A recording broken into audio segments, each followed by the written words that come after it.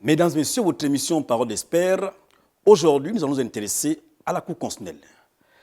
Le projet de constitution qui sera soumis à référendum dans quelques jours maintient l'existence au Gabon d'une juridiction chargée de veiller au respect de la Constitution. Il s'agit de la Cour constitutionnelle. Ses principales missions ont été maintenues. Elle est juge de la constitutionnalité des lois, de la régularité des élections présidentielles, parlementaires et référendaires. La Cour est également l'organe régulateur du fonctionnement régulier des pouvoirs publics. Elle est par ailleurs juge chargé de garantir le respect des droits fondamentaux et des libertés publiques.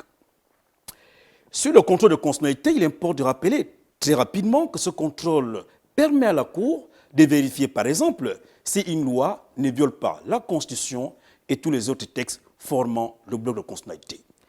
Alors, il importe de préciser que le projet de constitution prévoit la possibilité d'un contrôle de constitutionnalité d'une loi déjà promulguée. Alors que dans l'actuelle constitution, un tel contrôle n'est pas possible. Il ne peut intervenir que dans le cadre d'une exception d'inconstitutionnalité. Autre nouveauté, le projet de texte constitutionnel, en son article 119, alinéa 3, permet à la Cour constitutionnelle de se prononcer d'office et donc de s'autosaisir sur la constitutionnalité des lois et des ordonnances censées porter atteinte aux droits et aux libertés des citoyens. Que dire de la composition de la Cour? Le projet de texte constitutionnel prévoit que la Cour constitutionnelle comprend 9 membres.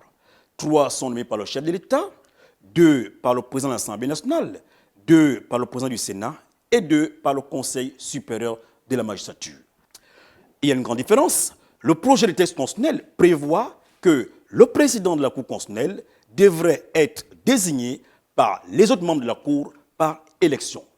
Dans l'actuelle Constitution, le patron de la Cour constitutionnelle doit être désigné par le président de la République, chef de l'État. Les anciens chefs de l'État demeurent membres de la Cour. Le projet de texte constitutionnel apporte une nouveauté. Ils peuvent y renoncer formellement ou encore ne pas être admis à la Cour dès lors qu'ils ont fait l'objet d'une condamnation définitive ayant entraîné la perte de leurs droits civils et politiques. Parole d'Experts, c'est fini pour aujourd'hui. À nous revoir très prochainement.